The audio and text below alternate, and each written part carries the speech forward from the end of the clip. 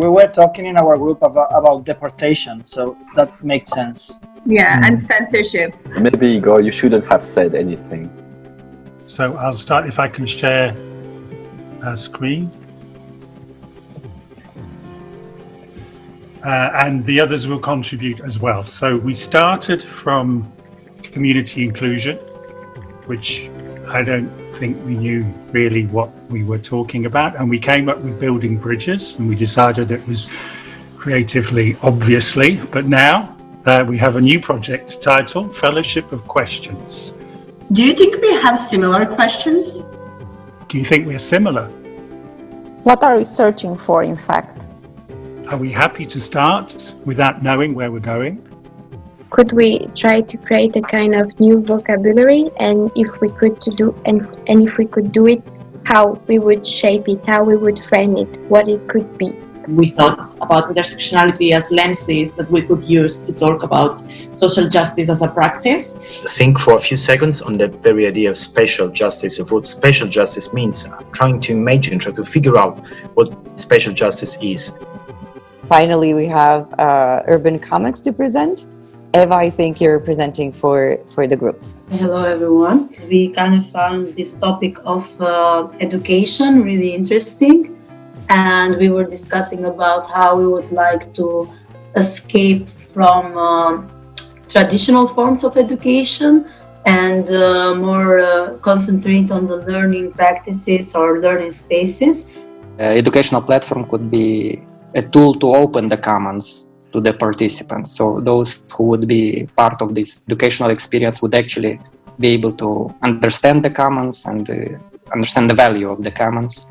So in that sense, urban commons, like education as part of urban commons, is more like a tool to open the urban commons to participants. It's more about design. How do we design this learning environment so that it's open, accessible, and also resilient? In that sense, I was speaking about mobile infrastructure because it's more resilient.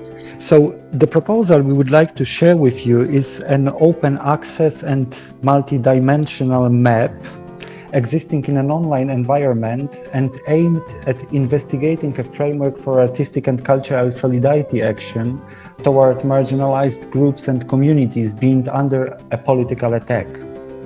We took recent attacks against LGBT+ community in Poland, which take place against the background of presidential elections that will be held on June 28th, as a point of departure for creating a map of cases around the world where LGBT+ communities and individuals are under attack due to political benefits of the right-wing, populist and conservative movements, electoral platforms and parties. We have been extending this also to challenge a bit this Eurocentric idea towards Latin America and the relationships with Latin America. So we have been looking at what is happening in Peru. So we have been happening with this in Colombia, in Argentina, in Chile, looking at the situation that is happening all over the world, existence, for example, of the trans community and the disability. And out of this research, I'm going to move all the way here, this mapping and this archive of cultural and artistic Queer Plus initiative has become for us a departure point into understanding and investigating contemporary forms of solidarity and how they relate to an entangled and complex public space in which the built environment, media, information technologies, institutional spaces, and others collide. Duro? Sophia, you want to put Miro sharing screen? Can you see it, Duro? Yeah, here is Ecology of Care. Great. I would like to introduce just a couple of tools. Our own tools we use during the process. First one is we had to slow the time, and we wanted to slow the time to 33.3% of the time speed. So we used this, where you can actually play with the speed of time. Can you put it back to 33? Great. Can you also now synchronize? Okay, it is synchronized on 22nd of May when we started the whole process of Cultural Lab Europe. So basically, if we all functioned as we did on the time speed of 33%, today would be 2nd of June 2020. Okay, can you close this, please, Sophia? And second tool we used was second tool we used is called Zmaili, and it's a parasite messaging, care, and solidarity format. Can you zoom in so people get the idea about the format? More. Right. There are handwritten messages which you send as a parasite. We are sending it via WhatsApp, and they are very intimate and they are very straight to the point. So now we had this is just a selection of it, no? And now, Sophia, can you go down to the last mailing, which is in the poetry waiting room in the breakout house, which is offering personal solidarity on demand. So we've been exchanging a lot over the past few days. Now we see our project evolve through a collective discussion. So we want to explore how immunity and community intertwine.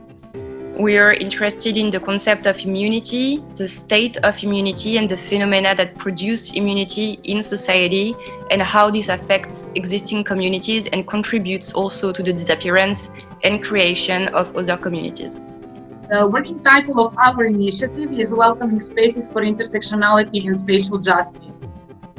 So we as a group see intersectionality as a new vision for a future Europe that is dynamic, open, and inclusive, so that it can welcome change, changing narratives, growing communities, and transforming borders. We kind of created something.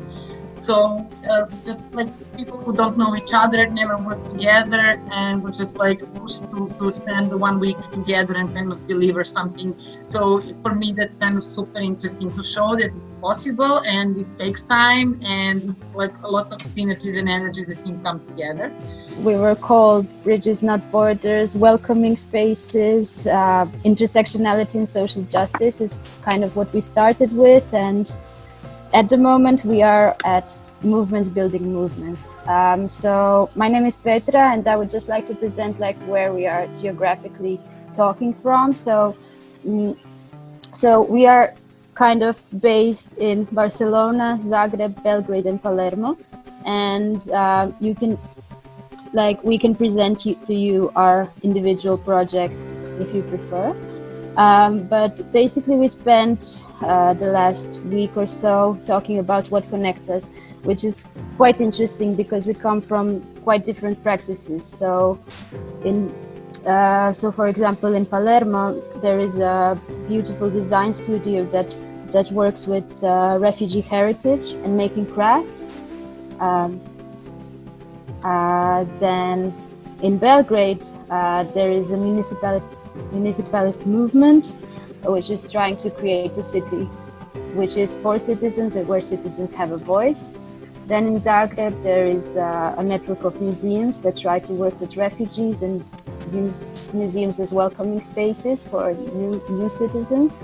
And in Barcelona there is also a project about policy and cultural commons and community empowerment.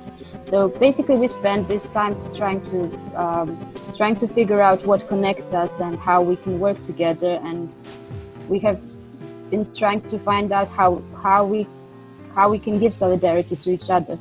Our goal is to form a network and learning community of solidarity activists.